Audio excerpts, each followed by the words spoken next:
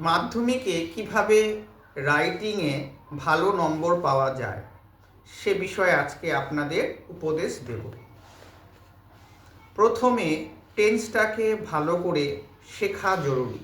তার সঙ্গে part of speech ভালো করে, পার্ট অফ স্পিচের যে ওয়ার্ডগুলো আছে সেগুলো ভালো করে জানা একান্তই জরুরি। আর সাথে প্রথম লাইনটা মানে শিক্ষকের যাতে মন ছুঁয়ে যায় সেরকম একটা লাইন একান্তই দেওয়া জরুরি। তার সাথে শেষের লাইনটাও শিক্ষকের মন ছুঁয়ে যাওয়ার একটা লাইন দিতে হবে। আর সহজ সরল ভাষায় সুন্দর করে বাংলা থেকে ইংরেজি ট্রান্সলেট করে সুন্দরভাবে রাইটিংটা লেখা একান্তই জরুরি। তাহলেই তোমরা পরীক্ষাতে রাইটিংয়ে ভালো নম্বর তুলতে পারবে।